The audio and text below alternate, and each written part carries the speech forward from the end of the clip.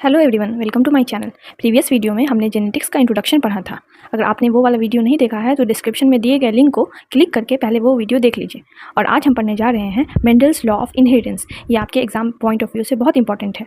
बहुत चांसेस है कि नीट 2025 में भी इससे एक क्वेश्चन आपको ज़रूर मिलेंगे। चलिए शुरू करें। मेंडलिज्म।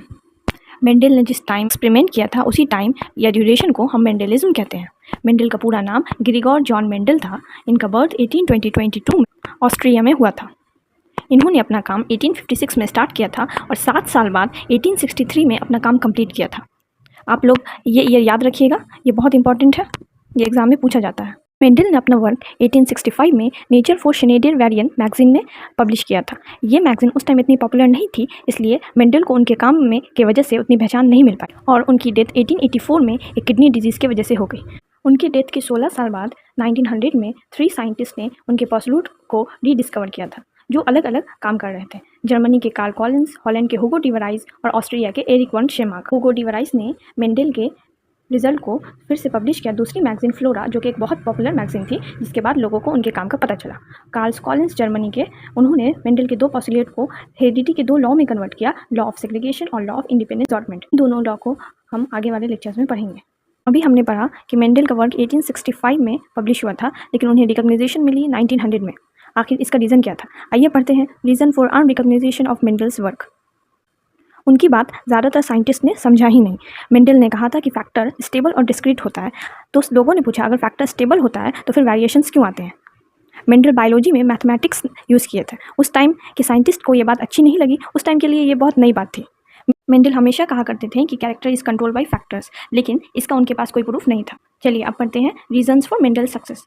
मेंडल के पहले के जो साइंटिस्ट थे वो एक बार में एक से ज़्यादा कैरेक्टर पे स्टडी करते थे, लेकिन अनलाइक मेंडल जो एक बार में या तो 1 या 2 कैरेक्टर ही पे स्टडी करते थे, जो उनके स्टडी के लिए बहुत फ़ायदेमंद हुआ। गार्डन पी प्लांट यानी पाइसप्स सटाइवम का सिलेक्शन भी उनके रिसर्च के लिए बहुत ही यूज़फुल साबित हुआ, क्योंकि गार्डन पी प्लांट एक एनुअल प्लांट है। इसकी लाइफ साइकिल बहुत ही छोटी होती है, 2 से 3 महीने की। ये नेचुरली इसमें सेल्फ पॉलिनेशन होता है और आर्टिफिशियली हम इसमें क्रॉस पॉलिनेशन भी करा सकते हैं। इसके बहुत सारे कॉन्ट्रास्टिंग ट्रेट्स हैं, ये कल्टिवेशन में भी आसान है और इसके सीड्स लार्ज होते हैं।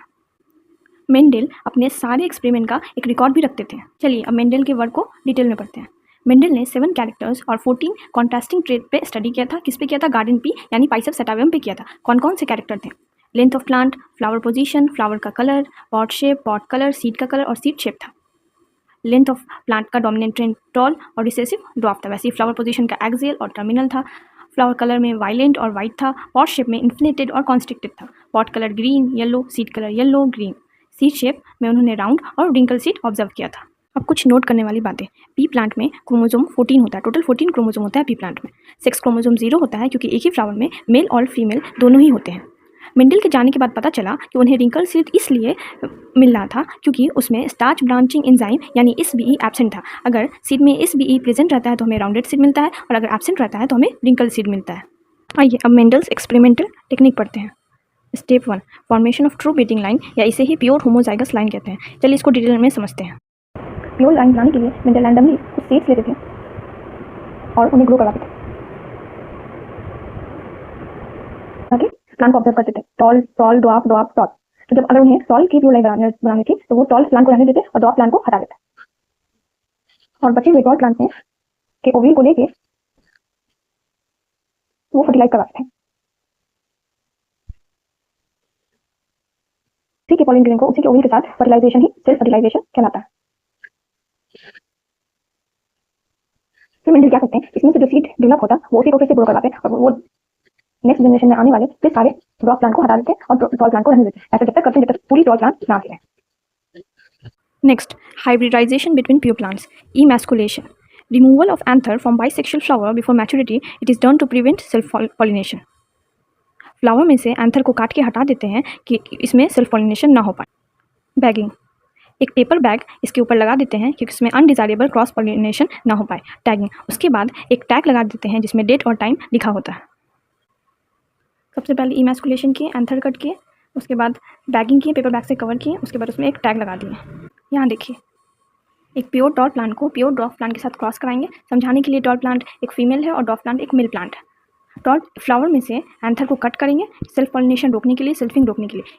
इस प्रोसेस को भी हमने पढ़ा, क्या कहते हैं, इमैस्कुलेशन कहते हैं। उसके बाद डॉफ प्लांट के पॉलन ग्रेन्स को लेके इसके ऊपर डस्टिंग करेंगे। उसके बाद इसे एक बैग से कवर कर देंगे जिसे हम लोग बैगिंग कहते हैं, और फिर एक टैग लगा देंगे जिसे हम लोग टैगिंग कहते हैं। ये पॉलन ग्रेन इससे फर्टिलाइज करके फाइनली एक दूसरा प्लांट बना देगा और उसमें एक पी होगा, पी में सीड्स भी रहेंगे। इस प्लांट में इस दोनों प्लांट के भी कैरेक्टर होंगे क्योंकि ये इनके क्रॉस पॉलिनेशन से बना है। उसके बाद अगर हम इस प्लांट के F1 जनरेशन को देखेंगे तो इसमें सारे टॉल प्लांट हम ऑब्जर्व करेंगे, और इस F1 जनरेशन को सेल्फिंग कराने के बाद हमें F2 जनरेशन मिलेगा जिसमें अलग अलग प्लांट मिलेंगे। वो टॉल भी हो सकते हैं और डॉफ भी हो सकते हैं। मेंडल ने इस टॉल और डॉफ को काउंट किया तो उन्होंने पाया टॉल 1 2 3 4 5 और 6 टॉल प्लांट्स ऑब्जर्व हुए और 1 2 2 डॉफ प्लांट ऑब्जर्व हुए। तो उन्होंने टॉल और डॉफ का रेशियो निकाला 6:2। अब आप ये सारे प्रीवियस ईयर क्वेश्चन सॉल्व कर सकते हैं लेक्चर को पढ़ने के बाद। इस वीडियो में इतना ही, जल्दी मिलते हैं नए वीडियो में।